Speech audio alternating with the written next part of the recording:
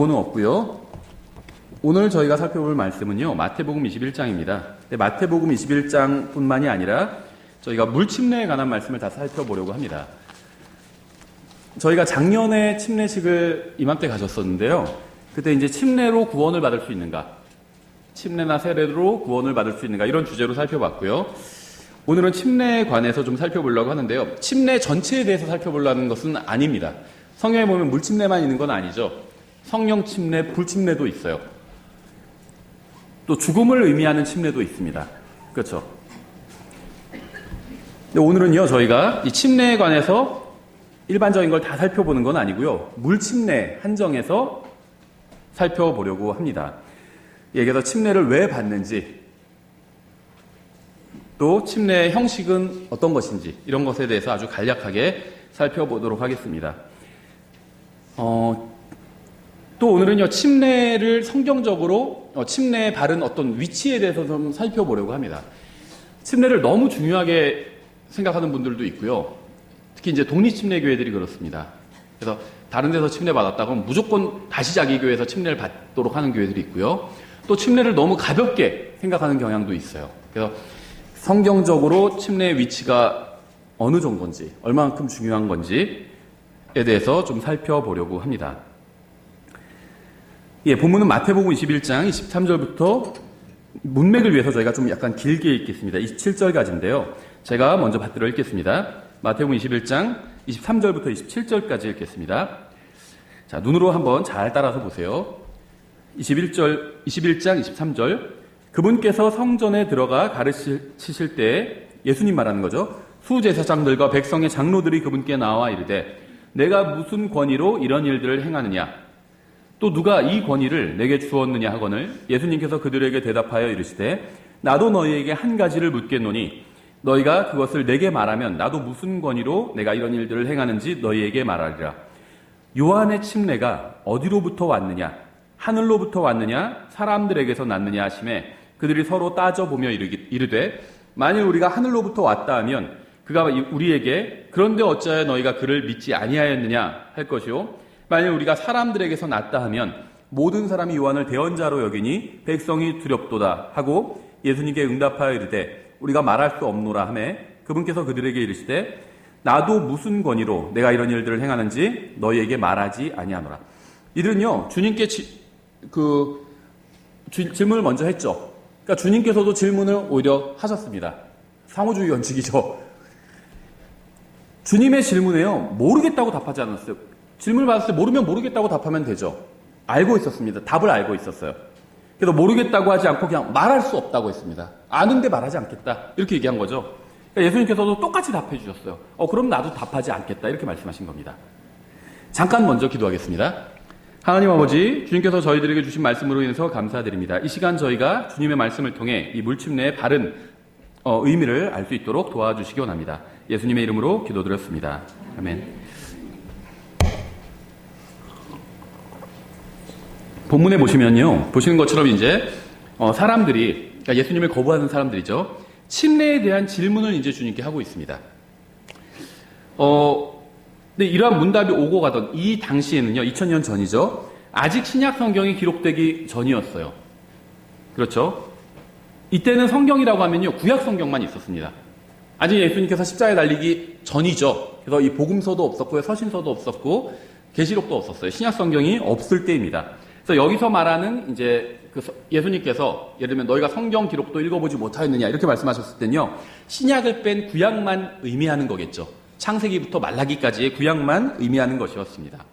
근데 문제는요, 구약 성경에는 침례라는 말이 나오지 않습니다.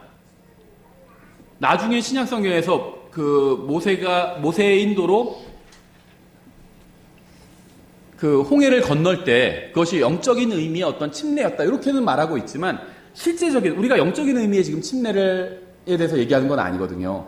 실제 이제 물에서 받는 물침례를 말하는 건데요. 이런 물침례는 구약 성경에 없었어요. 구약 성경에 많은 규례들과 예식들이 나오잖아요. 침례는 없었다는 겁니다. 그래서 침례라는 말 자체도 구약 성경에는 아예 나오지도 않는다는 게 문제였어요. 구약 시대에는요, 누군가 침례를 실행했다, 이런 기록도 성경에 없습니다. 침례를 주라는 명령도 구약 성경에는 없어요. 그러니까 침례는요, 구약 성경이나 유대교와는 전혀 관련이 없는 것이었습니다.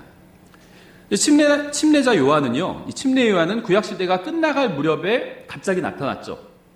그래서 침례를 주기 시작했습니다. 그러니까 구약 성경에 전혀 없었던, 누구도 여태까지 침례를 준 적이 없는데 이 침례인 요한이 나타나서 갑자기 막 침례를 주기 시작한 거예요. 그래서 사람들이 이게 무슨 일이지? 하고 갑자기 막 침례를 요한이 주니까 사람들이 예수님께 이제 침례에 관한 질문을 한 겁니다. 침례자 요한이 침례를 주는데 이 침례라는 것이 하나님께서 주신 명령인지, 구약 성경에는 없잖아요. 그 당시에 구약 성경만 있었는데 성경에는 없잖아요, 침례가. 신약 성경에나 있는 거지. 그러니까 신약 성경이 없는 입장에선 갑자기 누군가가 나타나 침례를 주는데 이걸 왜 주는지, 하나님께서 명령하신 것인지, 아니면 이게 요한이 그냥 만들어낸 건지, 여기에 대해서 질문한 거예요. 그래서 그 예수님의 질문이 요한의 침례가 요한 어디로부터 왔느냐, 이 말은요, 침례 요한이 왜 주냐, 요한이 침례를 왜 주냐, 성경에 없는 건데, 구약 성경에 없는 건데 갑자기 왜 침례를 주냐, 하늘로부터 왔느냐, 이 말은 뭐냐면 하나님께서 명령하신 것이겠느냐, 아니면 사람들에게서 났느냐, 이 말은요, 요한이 아니면 지어낸 거냐, 이걸 물으신 거예요. 성경에는 침례라는 말이 없는데 구약 성경엔 요한이 갑자기 침례를 주고 있죠. 그러니까 이게 하나님께서 요한에게 침례를 주라고 명령해서 요한이 주는 것인지, 아니면 요한이 지어내서, 처음으로 침례를 줬잖아요, 요한이. 이전엔 침례가 없었어요. 요한이 지어내서 침례를 주는 것인지, 예수님께서 그걸 물으신 거예요. 이 바리새인들은요, 이 정답을 알고 있었습니다. 하지만 답을 말하기엔 곤란했죠. 하늘에서 주신 것이다 하면 너희는 왜 그럼 받지 않냐, 할 말이 없죠. 요한이 지어낸 거다 하면 사람들은 다, 대부분의 백성들은 침례가 바른 것이라고 생각하니까 요한이 지어낸 거다 이렇게 말하면 백성들한테 거부당할 수가 있죠. 돌을 맞을 수가 있어요. 그러니까 답을 안 한 겁니다. 그렇죠. 예수님께서는요, 인간의 육체를 입고 오신 하나님입니다. 주님께서는 침례자 요한의 행위가 바르다고 증언하셨어요. 그렇죠. 따라서 누구든지 하나님의 말씀을 믿는 사람은 침례 요한에게 침례를 받아야만 했습니다. 이 당시에. 예수님 자신도 하나님의 말씀을 믿었죠. 당연히. 그래서 침례 요한에게 침례를 받으셨습니다. 요한이 침례를 준 이유는요, 침례를 주라고 하나님께 명령을 받았기 때문에 침례를 준 거예요. 그러니까 정답은 하늘로부터 나온 거죠. 침례는 하나님께로부터 온 겁니다. 침례를 주라고 명령을 받았어요. 우리가 성경에 그런 명령 없는 것 같은데, 나와요. 그걸 좀 뒤에 살펴볼게요. 하나님께로부터 침례를 주라는 명령을 받았어요. 그래서 요한은 침례를 준 겁니다. 따라서 이 침례는요, 요한이 만들어낸 게 아니에요. 하나님 아버지께서 만드신 겁니다. 하나님께서 만드신 거예요. 특별한 목적을 가지고. 그리고 요한에게 처음으로 명령을 주신 겁니다. 침례를 주라고, 사람들에게.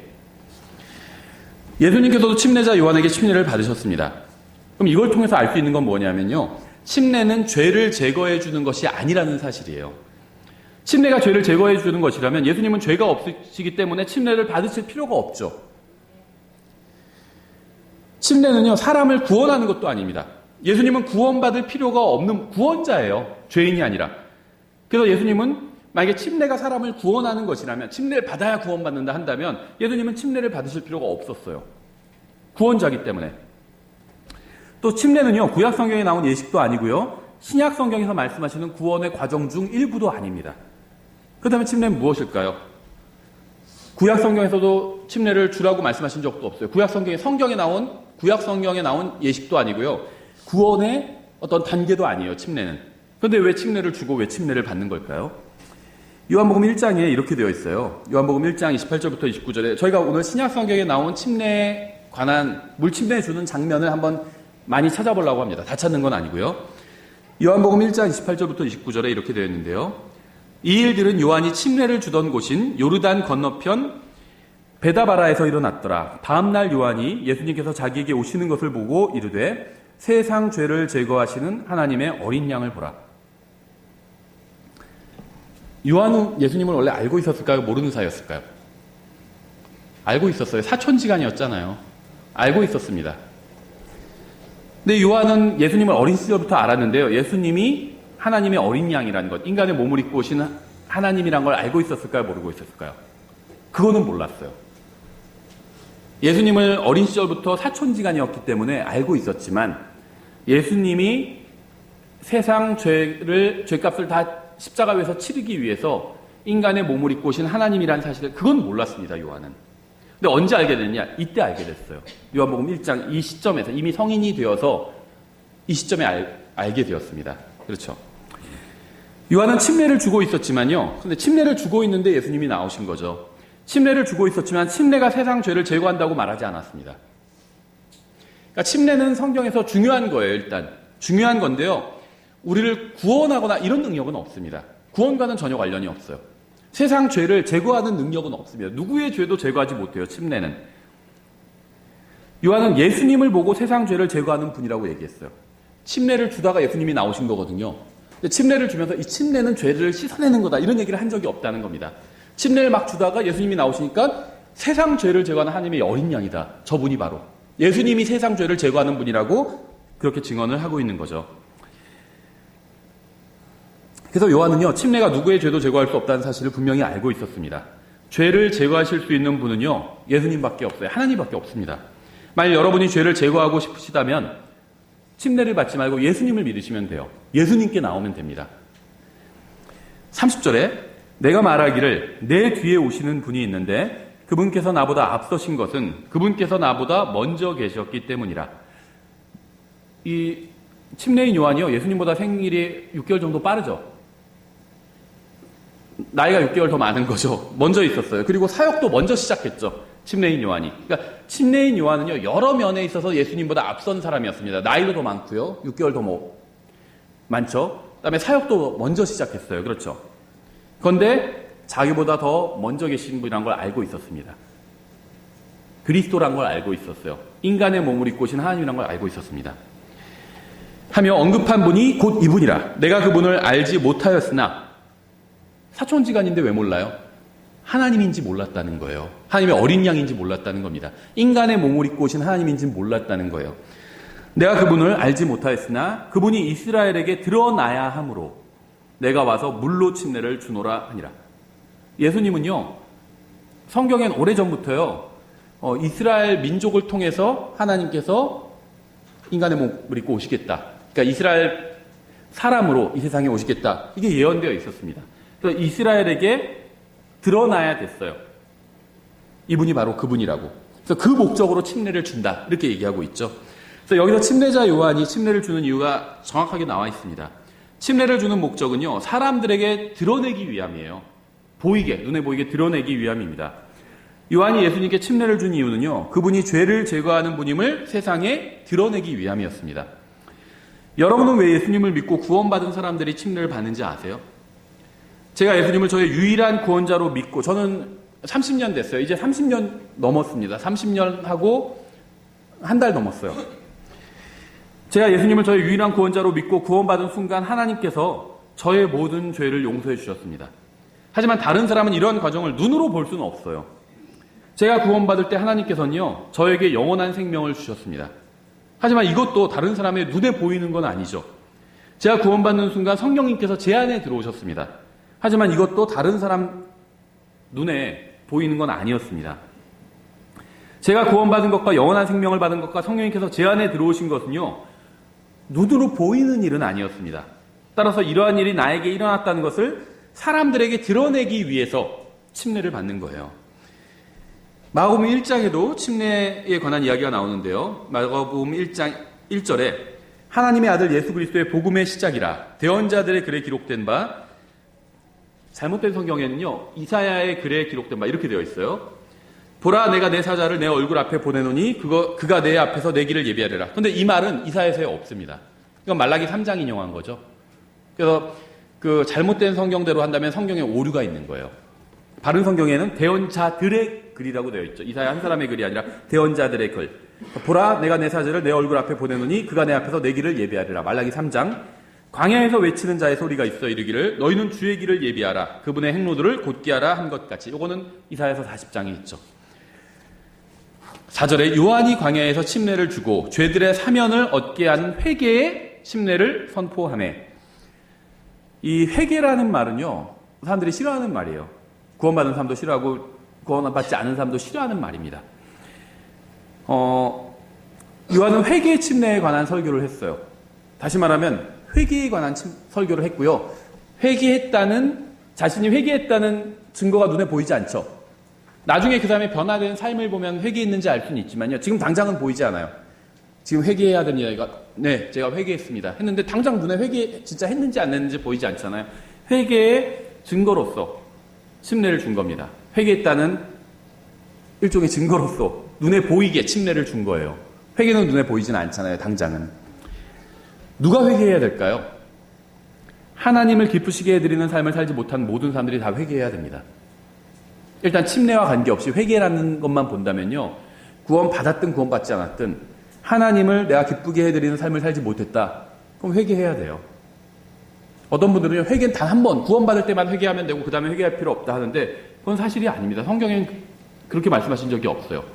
오히려 구원받은 사람들도 회개해야 된다고 말씀하고 있어요. 구원받은 사람도 회개해야 됩니다.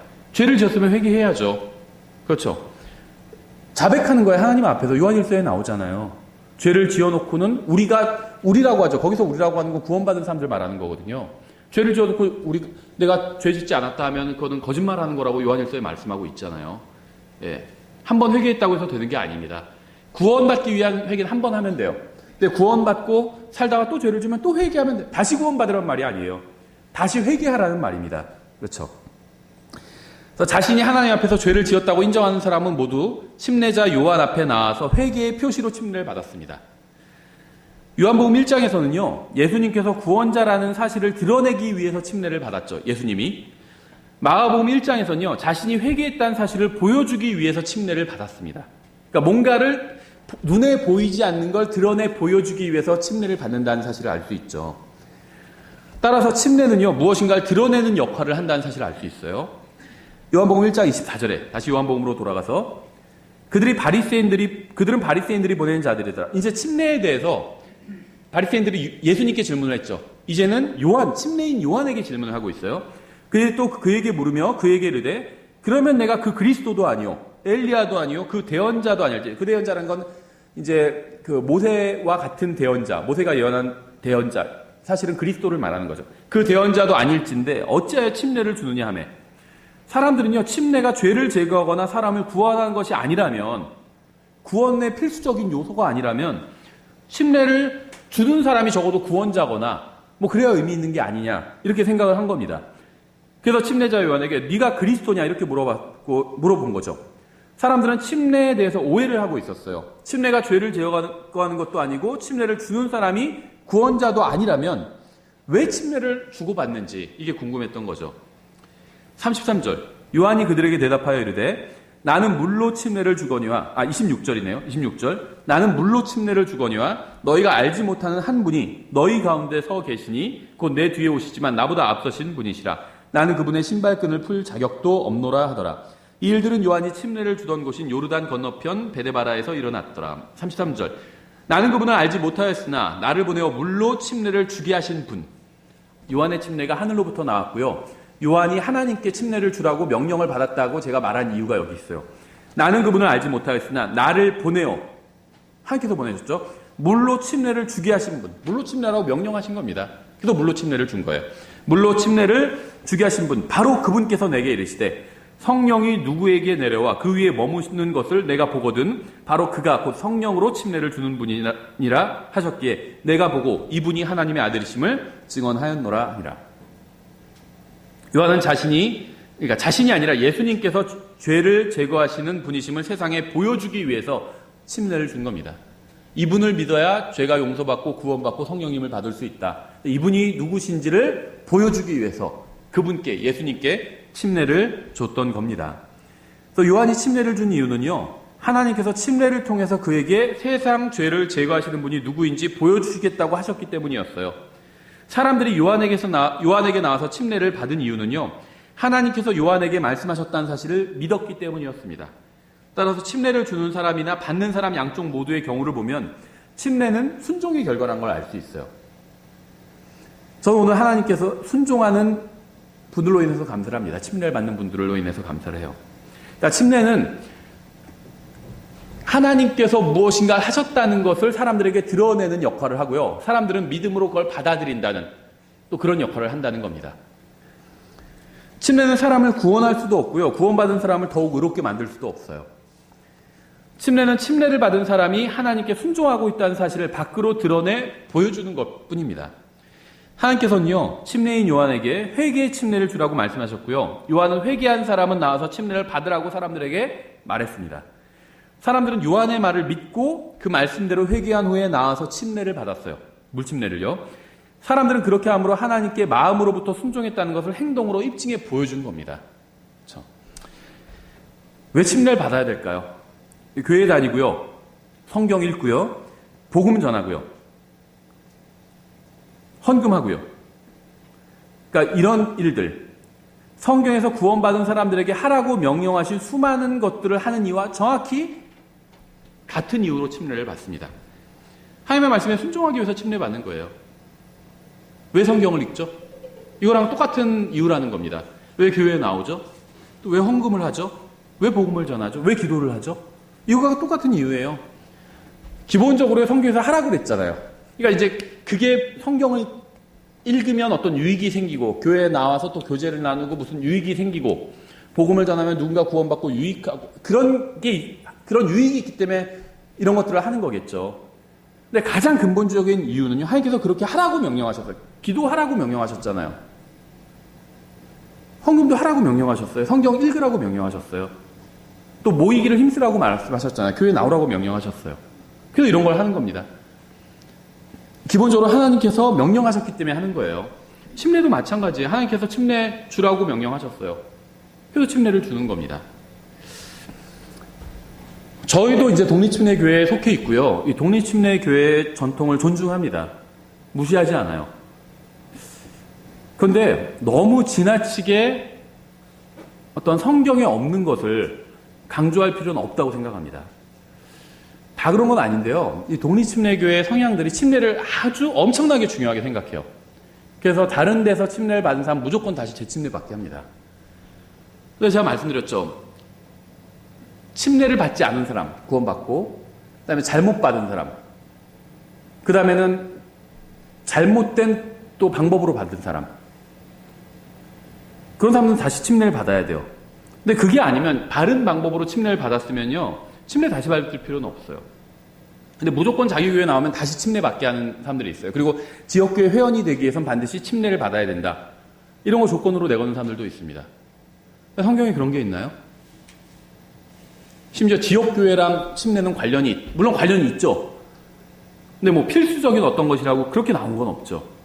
우리가 뒤에서 살펴보겠지만요, 에티오피아 내시가 전도자 빌립에게 침례를 받았죠.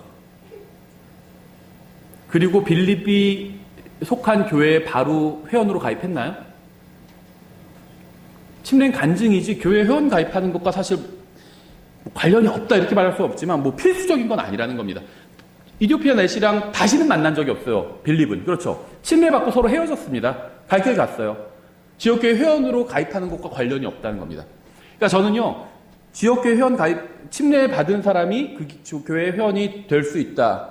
이런 규정이 있는 교회를 비난하는 건 아니에요. 그럴 수도 있어요. 근데 성경에 있는 건 아니라는 겁니다. 저희도요, 그 집사를 세울 때 침례를 자격 조건으로 넣지는 않았어요. 왜 그랬을까요? 어떤 교회는 자격 조건으로 당연히 들어가요. 교회 회원이 되는데 반드시 침례 받아야 되고 들어가요. 그러면 당연히 집사가 되는데 반드시 더 들어가겠죠. 저희는 안 넣었어요. 왜 안 넣냐면요. 그런 자격을 넣은 교회를 비난하는 건 아니에요. 그럴 수 있다고 생각합니다. 전 다른 교회 상관 안 해요. 다만 내가 하나님의 말씀대로 하고 있는지 이게 저한테는 큰 관심거리거든요. 성경에는 그게 자격으로 나와 있잖아요. 지역교회 회원이 되는 것과 또 집사를 세우는 데 있어서 아니면 뭐 목사를 세우는 데 있어서 침례가 자격 조건으로 나오지는 않는다는 거예요. 제가 아는 목사님 중에는요, 최근에 침례 받으신 분도 있어요. 목회를 30년 정도 했는데 작년에 침례 받았어요. 작년에. 그럼 그 목사님은 가짜 목사일까요? 그러니까 다른 걸 잘못한다면 가짜 목사죠. 하나님 말씀을 누가 가짜 목사냐면요, 하나님 말씀을 제대로 가르치지 못하는 사람이 가짜 목사예요. 인격적으로 잘못된 사람이 가짜 목사가 아니라 인격적으로 훌륭한 분이라 할지라도요, 하나님 말씀 제대로 가르치지 못하면 그 사람은 가짜 목사인 겁니다. 근데 제가 그분에 대해서 자세히 모르거든요. 그러니까 그런 걸 떠나서 그분이 침례를 받지 않고 목회를 20년 이상 한 거죠. 그렇다고 해서 가짜 목사일까요? 그건 아니라는 거예요.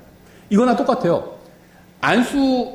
목사 안수를 받지 않고 목회를 하면 가짜 목사일까요? 저는 안수를 받고 목회를 했죠.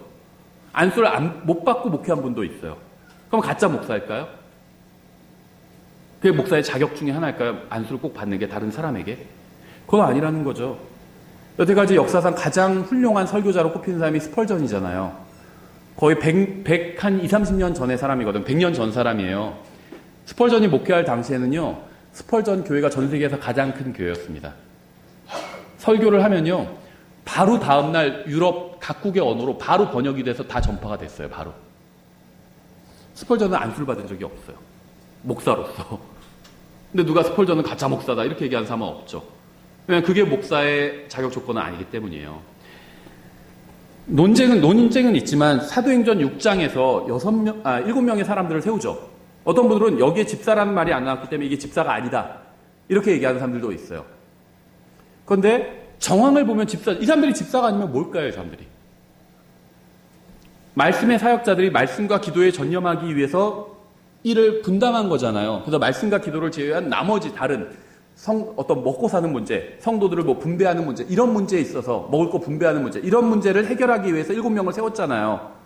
집사죠. 그렇죠. 집사란 말은 성경에는 안 나오지만 집사라고 보는 게 합당하죠. 문맥을 보면. 근데 여기에 이 사람들의 자격이 뭔지 아세요? 저는 지금요, 이제 뒷부분에서 침례 중요하다고 강조할 겁니다. 근데 성경에 나오지 않은 거를 그러니까 더 오버해서 강조하는 건요, 그건 비성경적이에요. 가장 대표적인 예가 마리아죠. 마리아는 훌륭한 여자예요. 그렇죠. 훌륭한 여자입니다. 근데 하나님의 어머니는 아니에요. 예수님의 육체의 어머니이긴 하죠. 하나님의 어머니는 아닙니다. 마리아가 신적인 존재는 아니에요. 그렇죠. 훌륭한 여자일 뿐이에요, 마리아는.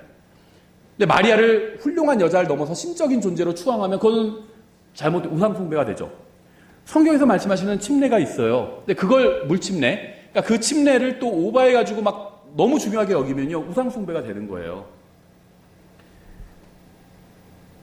사도행전 6장에 보면요, 이제 이 사람들이 집사라고 일단 가정하고 얘기를 할게요. 자격 조건을 얘기하고 있습니다. 세우는 데 있어서. 뭔지 아세요? 최근에 저희 성경 교회 읽기 그 사도행전 지나가고 있죠. 이 부분 다 지나갔어요. 그래서 잊어버리셨을까봐 제가 참고로 읽어드리면요. 사도행전 6장에 나오죠.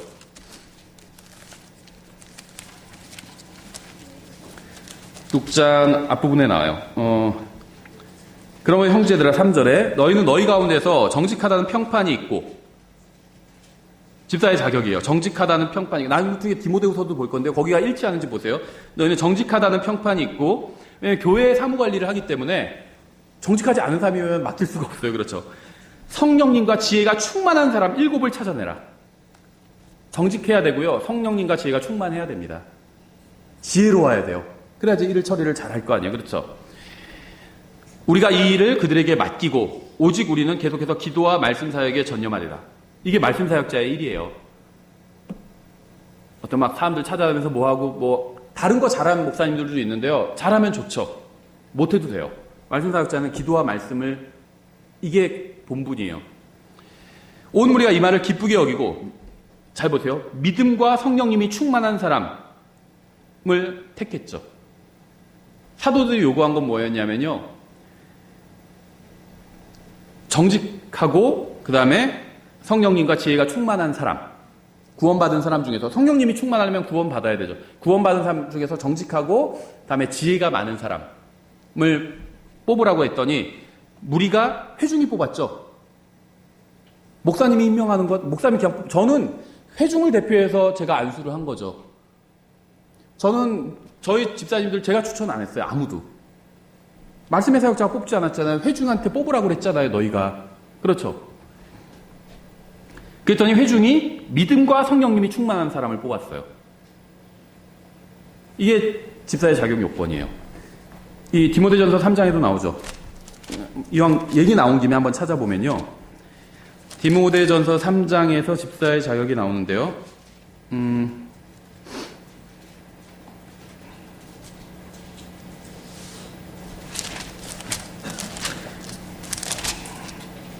감독의 자격 나오고 그 다음에 8절부터 나와요. 이와 같이 집사들도 감독의 자격과 비슷하다는 거죠.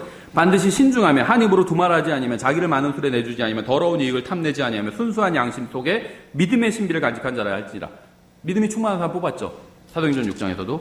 이 사람들도 먼저 시험해보고 그 뒤에 책망받을 것이 없는 것으로 드러나면 그들이 집사의 직분을 수행하게 할지니라. 먼저 집사 일을 하고 있는 사람들을 뽑는 겁니다. 잘하고 있으면 그 다음에 집사의 직분을 주는 거예요. 그렇죠. 여기서 무슨 소위 말해 침례는 형식적인 거예요. 그렇죠. 물에 집어넣었다가 꺼내잖아요. 형식적인 겁니다.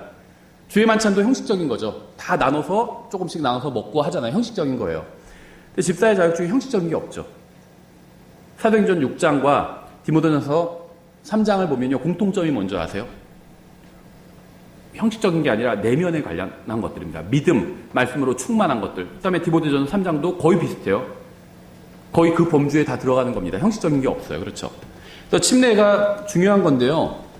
막 너무 오버해가지고 훨씬 더 중요한 것처럼 모든 것의 기준이 되는 것처럼 그렇게 가르치면 안 된다는 겁니다. 성경 그렇게 말씀하신 적이 없어요. 어디 교회 회원 되는데 자격 조건 침례 받아야 되고 이게 어디 있어요? 저희도 교회 회원들 서명을 받았거든요. 회원 가입하실 분들. 침례는 조건에서 뺐어요. 전 침례 중요하다고 여깁니다. 그래서 오후 경배를 대신하고 있잖아요. 침례로. 중요하다고 여겨요. 하지만 성경에 없는 거를 만들어서 내면 안 돼요. 성경에 어디서 지역교회 회원이나 이렇게 어떤 자격 조건을 얘기할 때 침례는 안 들어가요. 그래서 저도 침례는 다 뺀 겁니다. 교회 회원이나 집사의 자격이나 이런 어떤 누구를 세운 자격으로 해서 침례는 다 빼버렸어요. 중요하지만 성경에 안 나와 있기 때문에. 그렇죠. 예, 계속해서 침례에 대한, 물침례에 대한 거예요. 문맥을 좀 보면 마태복음 28장에 나와요. 이제 침례를 좀 중요하다는 걸 제가 강조를 하겠습니다. 너무 또, 여기는 침례 별로 중요하지 않게 여기나 보다 이렇게 생각하실 수도 있으니까. 마태복음 28장 16절. 그 뒤에 11제자가 갈릴리에 가서 예수님께서 자기들에게 정해주신 산에 들어가 그분을 보고 그분께 경배하였으나 의심하는 자들도 있더라. 이미 부활하시고 승천하기 직전이죠. 예수님께서 그들에게 오셔서 말씀하여 이르시되 하늘과 땅에 있는 모든 권능이 내게 주어졌느니라. 그러므로 너희는 가서 모든 민족들을 가르치고. 이게 왜 자꾸 성경 공부하는지 모르겠어. 사실 저희 교회 성경 공부 많이 하는 교회도 아니에요. 전 그렇게 생각해요. 근데 어떤 분들 왜 자꾸 성경 공부만 하지 않는데 가르치라고 그랬잖아요. 그래서 성경 공부하는 거예요. 모든 민족들을 가르치고 아버지와 아들과 성령의 이름으로 그들에게 침례를 주며. 그래서 침례가 중요한 겁니다. 침례를 주라고 했잖아요. 그러니까 침례가 중요한 거예요. 무엇이든지 내가 너희에게 명령한 모든 것을 그들에게 가르쳐 지키게 하라. 보라, 내가 세상의 끝까지 항상 너희와 함께 있느니라 하시니라. 예수님께서 믿는 사람들에게 주신 명령은 분명합니다. 모든 민족들에게 말씀을 가르치고요. 아버지와 아들과 성령님의 이름으로 침례를 주고요. 주님께서 명령하신 모든 것을 가르쳐 지키게 하는 거예요. 이 독립침례교회에서는요, 말씀드린 것처럼 종종 오해하는 경우가 있는데요. 교회는 주의 만찬과 침례만 행하도록 가르치면 된다고 생각합니다. 이러한 가르침의 결과 자신이 침례를 받고 주의 만찬에 참여하며 할 일 다 했다고 착각하는 사람들이 생기기 시작한 거예요. 하지만 이건 전혀 사실이 아닙니다. 주님의 말씀대로 우리는요, 주님께서 명령하신 모든 것을 가르쳐 지키게 해야 돼요. 뭘 명령하셨죠? 기도하고요, 복음 전하고요, 하나님 말씀 읽고요, 교회로 함께 모이고요, 서로를 섬기고요, 또 너희가 서로 사랑하라고 했죠. 서로 사랑하고요. 이런 거 다 가르쳐야 돼요. 침례만 가르치고 주의 만찬만 가르치고 이것만 잘 행하면 교회가 다 되는 게 아니라는 겁니다. 모든 주님께서 말씀하신 모든 것 중에 하나일 뿐이에요. 침례는 중요하지 않다는 거 아니에요. 주님께서 명령하셨으니까 중요한 거지만 뭐 단 2개, 한두 개만 잘하면 된다 이런 말이 아니라는 거죠. 주님께서 많은 걸 명령하셨고 그 중에 하나라는 겁니다. 침례가. 우리는 믿는 사람들이 2가지만 하면 된다고 가르치는 것이 아니라 주님의 모든 명령에 순종해야 한다고 가르쳐야 됩니다. 침례는 주님께서 가르치신 것들 중에 하나일 뿐이에요. 우리가 지금까지 말한 이 침례는요, 물침례에 의미하는 겁니다. 침례라는 말의 의미는요, 잠긴다는 것이고요. 따라서 물침례라는 말의 의미는 물에 잠긴다는 겁니다. 성령 침례는 성령님에 잠긴다는 거예요. 불침례는 불에 잠긴다는 겁니다. 이거는 안 좋은 거죠. 이건 형벌을 말해요. 지옥에 가는 걸 말합니다. 사람들이 물침례를 받는 이유는요, 기본적으로는 주님의 말씀에 순종하기 위해서요. 침례를 주라고 했잖아요. 왜 침례 주는 겁니다. 또 침례를 받는 거고. 사도행전 8장에는요, 빌립이 에디오피아 내시에게 복음을 전하는 장면이 기록되어 있죠. 8장 30절부터 빌립이 거기로 내시에게로 달려가 그가 대언자 이사야의 글을 읽는 것을 듣고 이르되 그대가 읽는 것을 깨닫느냐 하매 내시가 이르되 누가 나를 지도해 주지 않으면 어찌 내가 깨달을 수 있으리요 하고 빌립이 올라와 자기와 같이 앉을 것을 청하니라. 한마디로 차 타고 가면서 복음 전하고 있는 거죠. 그가 읽은 성경 기록은 이 부분이니 일렀을 때 그가 도살장으로 가는 양같이 끌려갔으며 털 깎는 자 앞에서 잠잠한 어린 양같이 자기 입을 열지 아니하였도다. 그가 굴욕을 당하며 공정한 재판도 받지 못하였으니 누가 그의 세대를 밝히 드러내려. 지금 질문을 하는데 하필 전도지를 읽고 질문을 하고 있는 거죠. 그렇죠? 구약 성경에서 가장 복음을 그러니까 드러내놓고 설명하고 있는 구절이에요. 그렇죠? 이사야서 53장. 그걸 물어보고 있는 겁니다. 이는 그의 생명이 땅에서 빼앗김을 당하였기 때문이로다 하였더라. 내시가 빌립에게 응답하여 이르되 원하노니 대언자는 누구를 가리키며 이것을 말하느냐? 자기를 가리키느냐 아니면 어떤 다른 사람을 가리키느냐 하며 이에 빌립이 입을 열어 바로 그 성경 기록에서부터 시작하여 그에게 예수님을 선포하니라. 이게 복음 전도죠. 예수님을 모르는 사람에게 예수님을 알려주는 게 복음 전도입니다. 저희 교회 자꾸 자랑할 것도 별로 없어요. 근데 교회 자랑하시는 분들이 있습니다. 자꾸. 마음은 이해합니다. 얼마나 뿌듯하겠어요. 특히 교회 막 크게 지어놓으면 더 자랑하고 싶죠. 목사님 자랑하는 분들도 있고요. 감사하게도 교회 자랑과 목사 자랑하는 사람들은 없어요. 우리 교회. 그렇죠. 별로. 목사님 자랑해요. 자꾸 목사님. 한두 번 자랑할 수 있는데 너무 지나치게 자랑하는 분을 본 적이 있거든요. 이해가 안 돼요. 저분은 목사님을 믿는 건지 예수님을 믿는 건지. 예수님을 자랑해야지. 예수님을 선포하고. 예수님 만나셔야 돼요. 예수님 한번 만나시면요. 정말 구원받고요. 인생의 참된 의미를 알게 됩니다. 이렇게 얘기하지. 우리 목사님 꼭 만나보세요. 인생이 달라집니다. 자꾸 그렇게 얘기해요. 우리 목사님 만나서 안수 한번 받아보세요. 능력이 생겨요. 자꾸 그런 얘기해요. 왜 자꾸 목사님이 전하는지 모르겠어요. 예수님을 선포하니라. 이렇게 얘기하고 있죠. 이게 복음 전도예요. 우리가 해야 될 일입니다. 예수님을 알려줘야 돼요. 예수님을 선포해야 됩니다. 36절. 그들이 계속해서 길을 가다가 이제 예수님을 선포하고요. 믿었습니다. 내시는 속으로. 예수님에 대한 글을 읽었어요. 복음을 읽었습니다. 그리고 빌립을 청해서 앉게 했어요. 그렇죠. 차에 태운 거죠. 자기가 궁금했던 걸 물어봤습니다. 복음에 대해서 물어봤고 빌립은 복음에 대해서 예수님에 대해서 설명해 줬어요. 그랬더니 내시는요. 예수님을 믿었습니다. 근데 아직 빌립은 그걸 알지 못하고 있어요. 그렇죠. 알지 못하고 있어요. 그들이 계속해서 길을 가다가 어떤 물의 이름에 내시가 이르되 보라 여기에 물이 있으니 무엇이 내가 침례받는 것을 방해하려. 내시가 본 거예요. 사도행전 앞부분에서 사람들이 침례를 받잖아요. 예수님을 믿고 침례를 받거든요. 그걸 본 겁니다. 예수님 믿는 사람들이 침례 받구나. 그럼 나도 침례 받고 싶다. 그 얘기를 한 겁니다. 하매 빌립이 이르되 만일 그대가 마음을 다하여 믿으면 받을 수 있느니라. 이게 침례의 유일한 조건이죠. 하니 6개월간 학습 문답을 하면 받을 수 있느니라. 이런 얘기를 안 했죠. 마음을 다하여 믿으면 받을 수 있어요. 하니 그가 응답하여 이르되 예수 그리스도께서 하나님의 아들이심을 내가 믿노라 하니라. 근데 개역성경에서 어디가 빠져 있을까요? 37절이 빠져 있죠. 만일 그대가 마음을 다하여 믿을 수 있으면 마음을 다하여 믿으면 받을 수 있느니라 하니 그가 응답하여 이르되 예수 그리스도께서 하나님의 아들이심을 내가 믿노라 하니라. 이게 빠져 있어요. 개역성경엔. 그리고 바로 38절로 연결돼요. 그러니까 뭐냐면요. 내시가 물어봐요. 내가 침례 받고 싶은데 받을 수 있습니까? 이게 물어보고 그 다음에 37절에선 당신이 정말 믿었다면 받을 수 있다. 이렇게 얘기한 건데 그걸 빼버리고 38절에 그들이 침례를 주는 장면으로 확 넘어가 버립니다.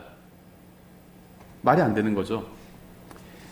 주님의 제자들은요. 오직 예수님을 구원자로 믿는 사람들에게만 물로 침례를 줘야 한다는 사실을 아주 잘 알고 있었습니다. 그래서 빌립은 내시가 예수님을 믿고 구원받을 때까지 침례를 주지 않았어요. 물침례는 사람을 구원하거나 사람의 죄를 제거해 주는 것이 아니기 때문입니다. 저도요, 누가 오면 침례 받으셨어요? 이런 호구조사 안 해요. 왜냐면요, 교회 다니고요, 성경 읽고요, 헌금하고요, 복음 전하고요, 이런 것들 중에 하나입니다. 침례는 중요하죠. 중요한 거예요. 근데 우리가 그런 거 호구조사하지 않잖아요. 누구 왔는데, 그렇죠? 그동안 교회 계속 다니셨어요? 빠진 적 없어요? 헌금 계속 하셨습니까? 잘? 성경 계속 꾸준히 쭉 읽고 있어요. 이런 거 호구조사 않죠. 침례도 마찬가지예요. 가르치는 겁니다. 그냥 교회 다녀야 되고요, 하나님 말씀 읽어야 되고요, 헌금해야 되고요, 기도해야 되고 이런 거 가르치는 거예요. 또 침례 받아야 되고요. 가르치는 겁니다. 그럼 자원에서 순종하는 표시라고 그랬잖아요. 침례는 자원에서 나와야 돼요. 억지로 끌고 와가지고 시키는 건 순종이 아닙니다. 그렇죠?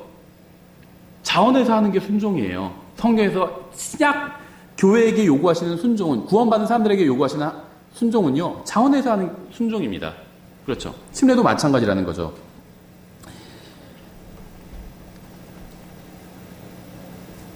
그래서 빌립은 내시가 예수님을 믿고 구원받을 때까지 침례를 주진 않았습니다. 물침례는 사람의 죄를 제거해 주는 것이 아니기 때문에. 그래서 침례를 받기 위한 유일한 조건은 구원밖에 없죠. 지역교회 회원으로 등록할 필요도 없고요. 신학원 졸업할 필요도 없고요. 다른 자격 갖출 필요도 없습니다. 구원받은 사람. 그러니까 구원받았다는 건 무슨 말이냐면요. 창조주 하나님의 존재를 인정하고요. 그분 앞에서 내가 죄인이라는 사실을 인정하는 거예요. 그러니까 성경에서 말씀하시는 죄인은요. 다른 사람보다 못하다 내가 이런 얘기가 아닙니다. 다른 사람보다, 나보다 못한 사람도, 나보다 잘난 사람 많죠. 나보다 훌륭한 사람 많아요, 세상에. 하지만 나보다 못한 사람도 많잖아요. 연쇄살인마들도 있고, 저도 뭐 대단한 사람 아니지만은 그 사람보다 낫잖아요. 그렇죠? 전 적어도 가서 막 사람들 죽이거나 다치게 한 적은 없거든요. 그런 사람보다는 제가 낫잖아요. 여러분도 마찬가지일 거예요. 세상에서 여러분보다 잘난 사람 많아요. 여러분보다 못난 사람도 많아요. 그렇죠? 성경에서 말씀하시는 죄인은 그런 의미가 아닙니다. 하나님 앞에 내가 모자르다는 거예요. 죄를 지었다는 겁니다. 그게 성경에서 말씀하시는 죄인의 의미예요. 하나님 앞에 내가 죄인이라는 걸 인정하고 예수님께서 십자가에서 내 죄값을 다 갚아주셨다는 걸 인정하면 그게 구원받은 겁니다. 그럼 그 사람은 침례를 받을 수가 있어요. 다른 조건은 없습니다. 38절 그가 명령하여 병거를 멈추게 한 뒤에 빌립과 내시가 둘 다 물속으로 내려가니 그가 내시에게 침례를 주니라. 침례의 방법이 나와 있죠. 세례는 잘못된 거예요. 개혁성경 세례라고 되어 있는데요. 이거는 전 세계 정말 어디도 이렇게 되어 있지 않습니다.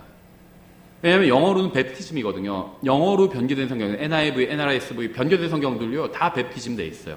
베프티즘은 잠기는 겁니다. 세례는 스프링클이죠. 뿌리는 거예요. 뿌리는 겁니다. 이거 왜 어디서 왔을까요? 구약 성경에서 갖고 온 거예요. 피를 뿌리는 거. 이 세례는요 구원의 의미로 줘요. 아닌 것 같은데 맞아요. 이거 장로교 헌법과 이런 관련된 책들 보시면요 구원의 의미로 주는 겁니다. 왜냐하면요 구약 성경에서 피를 뿌리는 건 죄 용서와 관련이 있거든요. 대속이에요. 그렇죠?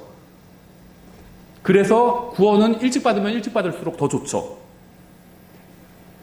세례를 통해서 언약 안으로 들어온다고 생각해요. 이건 구원의 의미로 주는 거예요. 그래서 유아세례를 주는 겁니다. 장로교회는요 칼빈주의 믿죠. 칼빈주의 교리가 뭐냐면요 사람이 잘 들어보세요. 예수님을 믿기 전에 구원받을 사람이 정해져 있다 이렇게 가르치는 거예요. 이게 예정론이에요. 근데 예정론이 항상 이중 예정으로 되어 있어요. 무슨 말이냐면 구원받을 사람만 예정되어 있는 것이 아니라 지옥 갈 사람도 예정되어 있다는 거. 어떤 사람이 무슨 짓을 해도 그 사람은 지옥 가기로 예정되어 있다면 지옥 갈 수밖에 없다는 겁니다. 그리고 그거는 하나님께서 무작위로 선별하신다는 거예요. 그게 칼빈주의 장로교에서 믿는 교리예요. 엉터리 교회예요. 성경에 없는 교리입니다. 그건 운명론이랑 같은 거죠. 성경에는요 이 세상의 운명은 정해져 있어요. 근데 인간의 운명은 정해져 있지 않아요. 성경은 자기가 선택할 수 있어요. 어려운 것만 아니라 쉬운 거 생각해도 돼요. 예를 들면 내가 고기를 오늘 밤에 스테이크를 먹는다. 근데 그거는 정해져 있던 거다. 운명이다 나의. 그렇게 얘기할 수 있나요? 없죠. 자기가 선택하는 겁니다. 그렇죠? 아 스테이크 먹고 싶은데 먹을까? 아 근데 돈이 좀 많이 드는데? 에이 그래도 그냥 다른 데서 좀 아끼고 뭐 먹고 싶으니까 거나 실컷 먹어야지 하고 자기가 먹으면 자기가 그걸 선택한 거죠. 근데 아니야 돈 많이 들어. 좀 요번 달은 좀 아껴야 돼. 다음 달에 월급 받으면 먹어야겠다. 자기가 선택하는 겁니다. 그렇죠? 마찬가지예요. 그거보다 더 큰 일도 마찬가지예요. 하늘나라에 나 하늘나라에 가고 싶으면 어떻게 가면 갈 수 있을까? 아 근데 성경에 보니까 인간의 행위로는 안 된대. 예수님을 믿어야만 된대. 어떻게 하지? 아 그래. 내가 살아보니까 내 행위로 안 되는 일 많어. 내가 해서 될 수 있는 일도 있고 안 되는 일도 많어. 근데 내가 머리카락 하나 더 나게 하고 머리 없는 머리 더 자라게 하고 이건 사람이 할 수 없는 일이잖아요. 사람이 할 수 있는 일이 있고 없는 일이 있거든요. 죽어서 하늘나라에 가는 거 이거 사람이 할 수 없는 일이에요. 그래서 하나님께서 해주셨다 보니까 그걸 선택하는 겁니다. 인간의 선택에 달렸어요. 구원받느냐 구원받지 못하느냐는. 하지만 이 세상의 운명은 정해져 있습니다.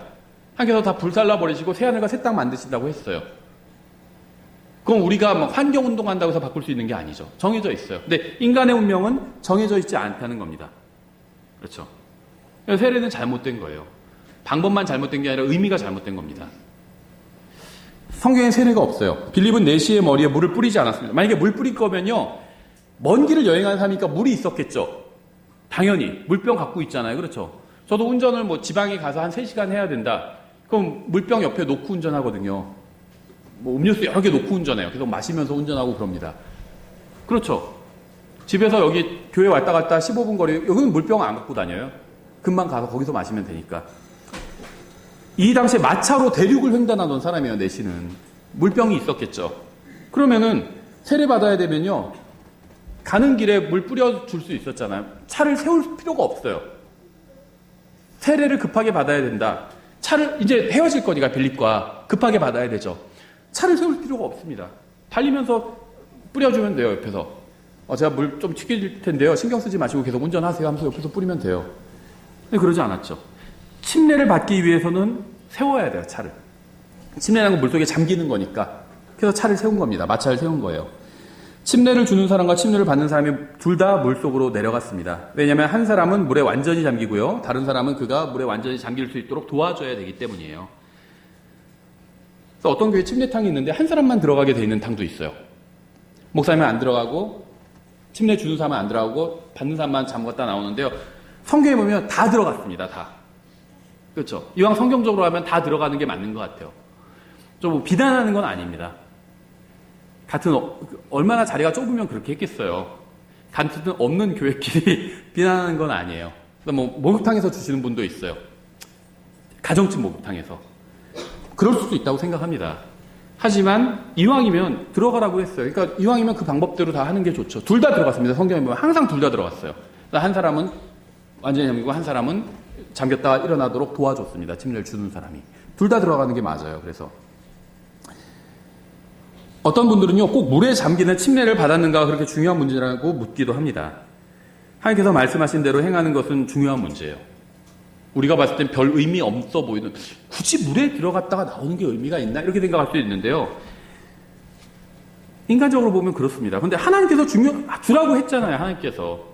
그래서 중요하다고 여기는 겁니다.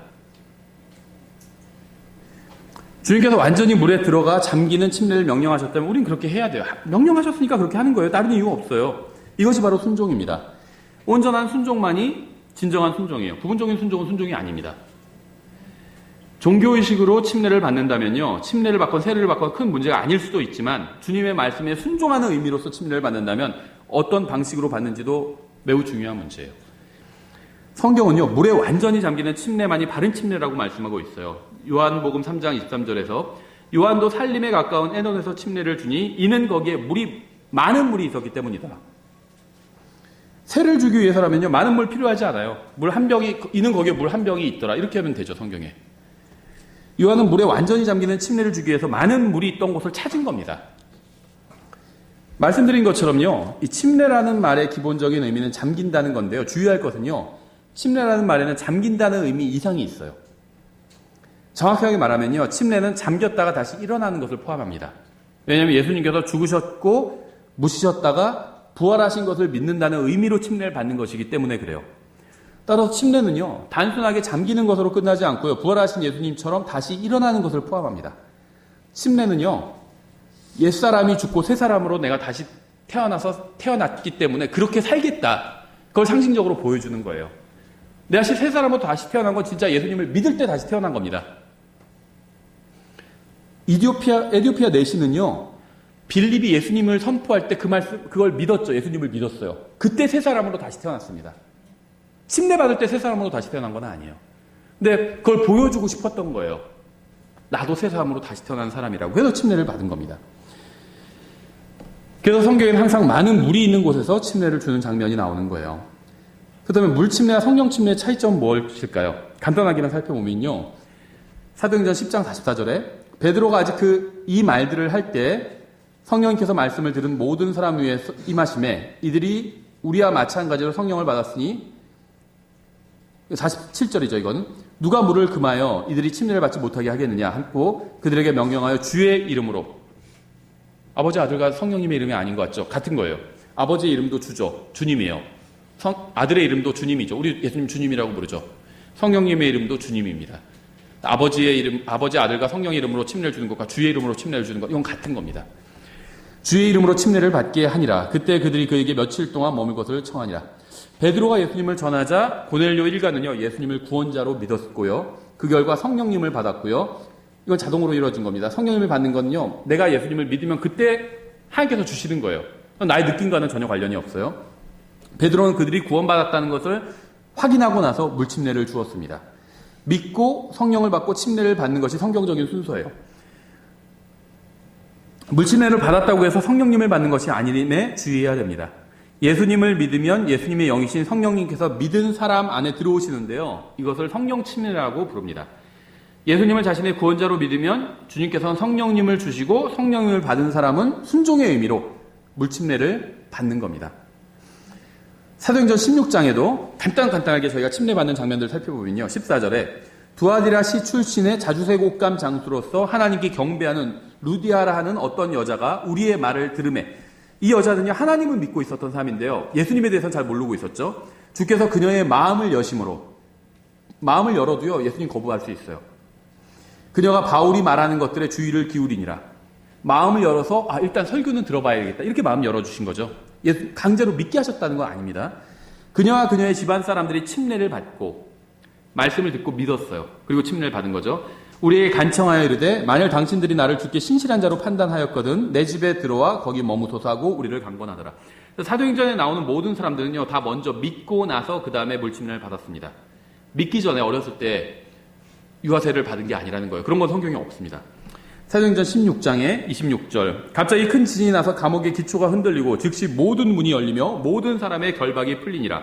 감옥의 간수가 잠에서 깨어 감옥 문들이 열린 것을 보고 죄수들이 도망한 줄로 생각하며 칼을 빼서 자결하라 하거늘 바울이 큰 소리로 외치며 이르되 내 몸을 해하지 말라. 우리가 다 여기 있노라니. 그때 그가 등불을 요청하며 뛰어들어가 떨면서 바울과 실라 앞에 와서 엎드리고 그들을 데리고 나와 이르되 선생들이여 내가 무엇을 하여야 구원을 받으리이까 하거늘 그들이 이르되 주 예수 그리스도를 믿으라. 그리하면 내가 구원을 받고 내 집이 받으리라 하며 주의 말씀을 그와 그의 집에 있던 모든 사람에게 말하니라. 이거보다 더 단순할 수가 없죠. 성경은 이렇게 구원받는 방법을요, 단순하게 제시하고 있습니다. 누구든지 하나님 앞에서 회개하고 예수님을 자신의 구원자로 받아들이면 구원을 받아요. 무엇을 해야 구원받을 수 있느냐는 질문에 성경은 주 예수 그리스도를 믿으라. 이 단 한 문장으로 답을 했습니다. 진리는 항상 단순해요. 구원을 복잡하게 만드는 건요, 진리가 아닙니다. 33절, 그 밤에 바로 그 시각에 그가 그들을 데려다가 채찍 맞은 자리를 씻어주고 자기와 자기의 온 가족이 즉시 침례를 받은 뒤에, 예수님 믿고요, 주 예수 그리스도를 믿으라 해서 믿었겠죠. 그 다음에 침례를 받은 겁니다. 이들은 먼저 예수님을 믿고 구원받은 후에 침례를 받았습니다. 또 사도행전 18장 7절에 그가 거기를 떠나 하나님께 경배하던 유스도라 하는 어떤 사람의 집으로 들어갔는데 그의 집은 회당에 바짝 붙어 있더라. 회당의 우두머리 치리자 그리스보가 자기의 온 집과 함께 주를 믿었으며 고린도 사람들 중에 많은 이들도 믿고 듣고, 당연히 복음 먼저 들어야 되죠. 듣지도 않고 듣기도 전에, 복음을 듣기도 전에 얘는 예정됐기 때문에 구원받았다. 이건 칼빈주의 장로교의 엉터리 교리예요. 성경은 그렇게 말씀하고 있지 않아요. 많은 이들도 듣고 복음 들었죠. 그 다음에 믿어, 들어야 믿죠. 믿어 침례를 받더라. 복음을 듣고 그 다음에 복음을 믿고 예수님을 믿고 그 다음에 침례를 받는 겁니다. 이게 성경적인 순서죠. 그래서 여기서도 순서는 명확합니다. 먼저 주님을 믿고 구원받은 후에 침례를 받았어요. 구원받기 전에 침례를 받은 사람은 아무도 없습니다.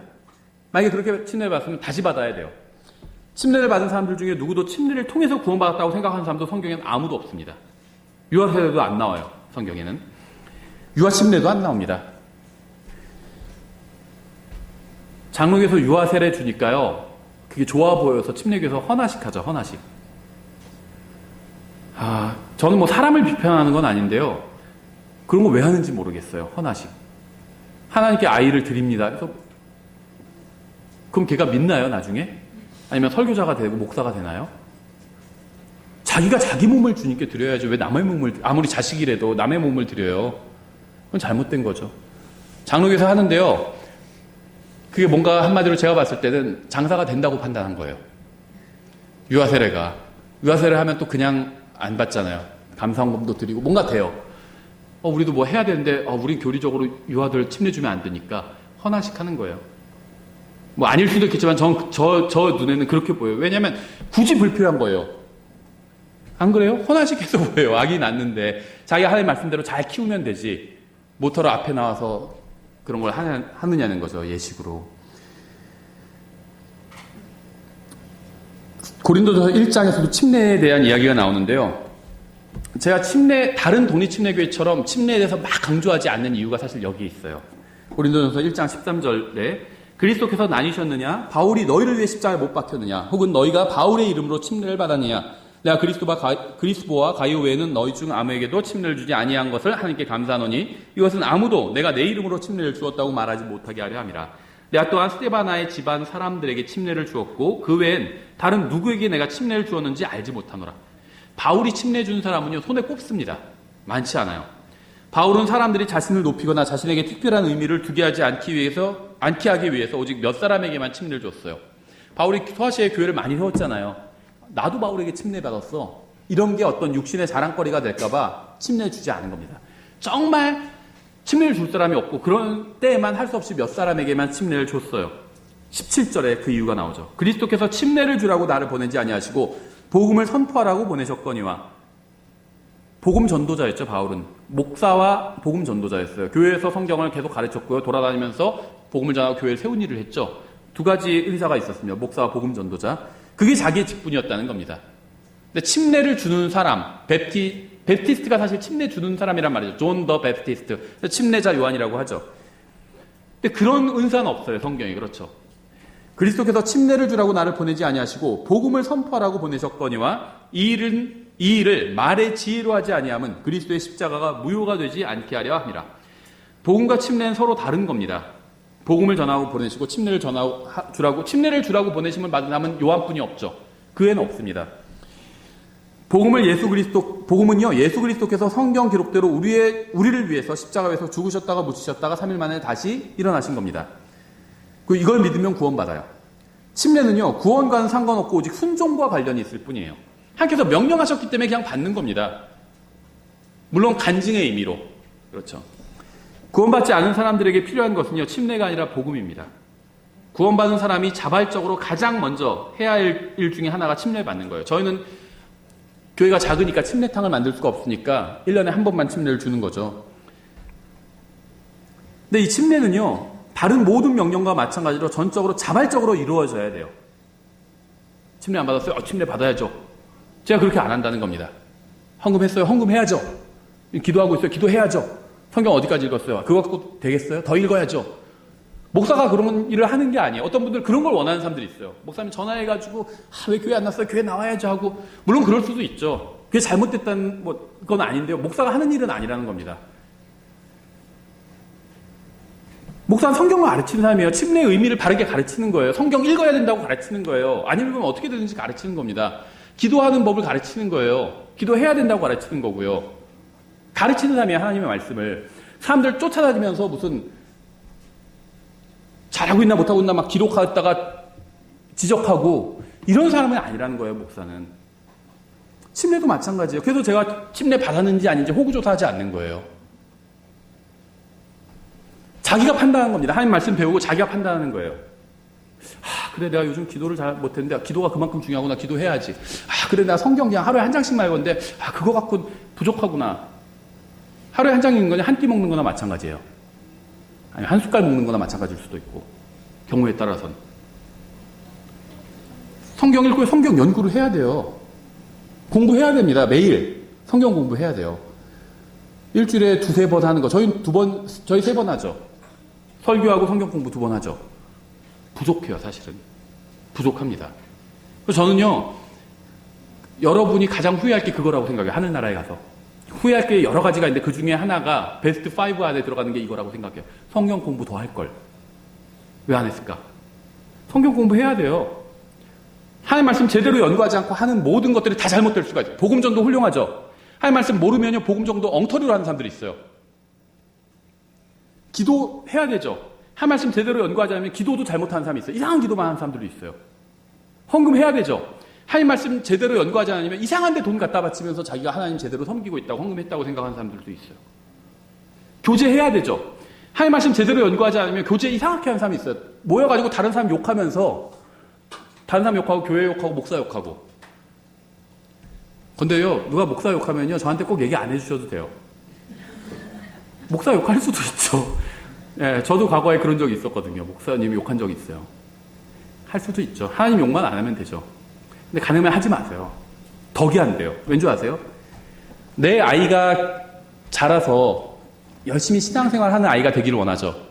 내가 목사 욕하는 걸 들으면요, 교회 욕하는 거 들으면요, 아이들 다 듣고 있어요. 그럼 아이가 어떤 아이로 성장할까요? 똑같아요. 교회 생활 열심히 안 해요. 교회 욕하고요, 목사 욕하고요. 아, 엄마가 저렇게 얘기하는 거 보니까 별거 없구나, 교회 다닐 필요 없구나, 이렇게 돼요. 욕하지 마세요. 목사가 잘못하고 있다 욕하지 말고 기도해 주세요. 근데 이건 기도로 될 문제가 아닐 만큼 잘못됐다. 그럼 떠나세요, 그 교회를. 예. 이건데 이거는 기도로 바로잡힐 수 있을 것 같다. 그럼 기도하세요. 욕하지 마시라는 겁니다. 덕이 안 돼. 그건 교제가 아니에요. 목사뿐만 아니라 다른 사람 욕하는 거 마찬가지. 다른 사람 욕하지 마세요. 그건요, 덕이 안 되고 교제가 아닙니다. 교제는요, 뭔지 아세요? 하나님 말씀으로 나누는 거예요. 내가 하나님 말씀이 내 안에서 어떻게 일했는지 이걸 나누는 게 교제예요. 내가 하나님 말씀에 이렇게 이 말씀에 순종했더니 이런 일이 일어났다. 근데 사실 아직도 순종하기가 너무 힘든데 그래도 계속 이 말씀을 붙들고 내가 순종할 거다. 이런 걸 나누는 거예요. 이런 얘기만 하라는 건 아닙니다. 모이면 다른 얘기도 할 수 있죠. 아이들 키우는 얘기도 할 수 있고 다른 얘기 할 수 있어요. 그렇죠. 아니 무슨 차를 사야 되는데 누가 차에 대해서 잘하면 물어볼 수도 있죠. 그런 거 하지 말라는 게 할 수 있어요. 하지만 그런 것만 하면 그건 성경적인 교제는 아니라는 겁니다. 특히 다른 사람 험담하면 재밌어요. 저도 잘 알아요. 저도 가끔씩 할 때가 있으니까. 근데 그건 교제가 아니라는 거예요. 말씀으로 교제를 해야 돼요. 그러기 위해서 말씀을 읽어야 되죠. 그러니까 말씀을 연구하지 않으면 성경에서 말씀하시는 바른 것들, 복음을 전하고 기도하고 교제를 나누고 이런 것들도 다 잘못될 수 있다는 겁니다. 그래서 말씀을 연구해야 돼요. 읽고 연구해야 됩니다. 그렇죠?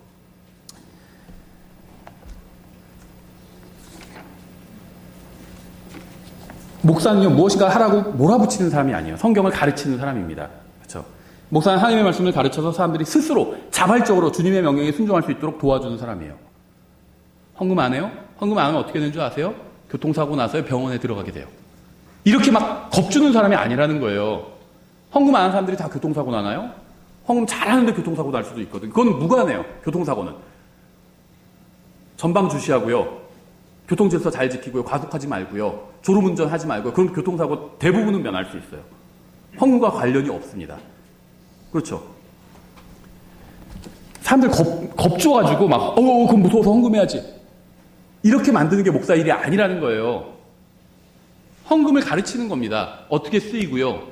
가르치는 거예요. 성경적으로. 그렇죠. 구원받기 전과 이후의 삶은 다를 수밖에 없습니다. 하나님의 자녀가 되기 전과 되고 난 후는 다를 수밖에 없어요.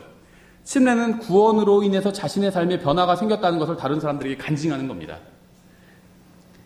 우리는요, 물침례에 관해서 간략하게 살펴봤어요. 설교 끝나기 전에 침례에 관해서 성경이 말씀하지 않는 것이 무엇인지 아주 간략하게 말씀을 드리면요.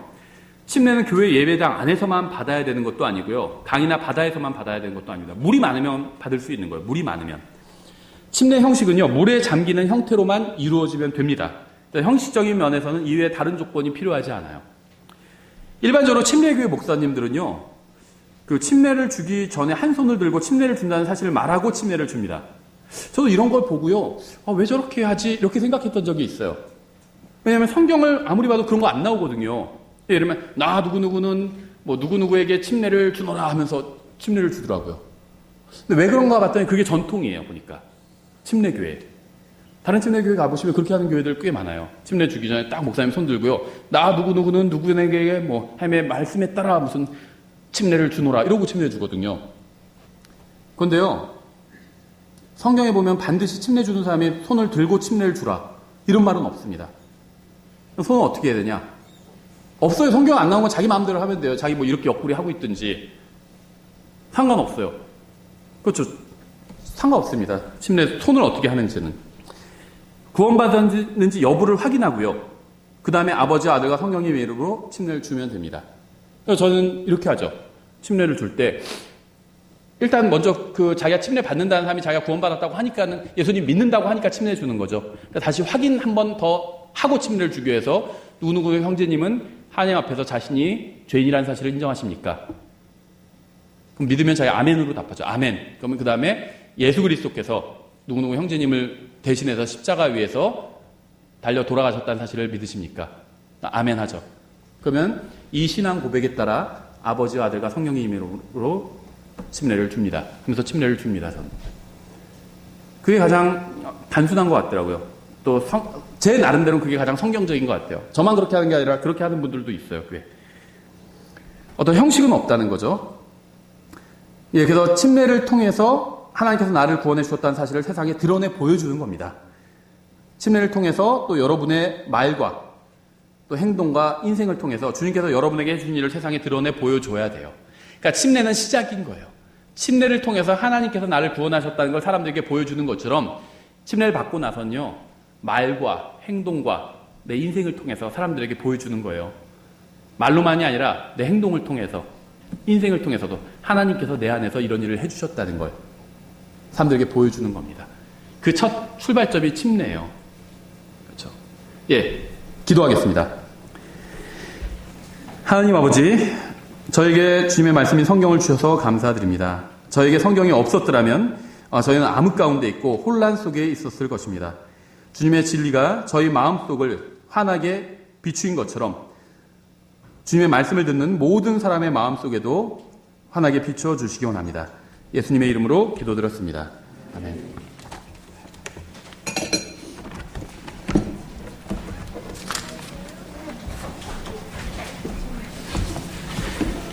다 같이 일어나셔서 찬송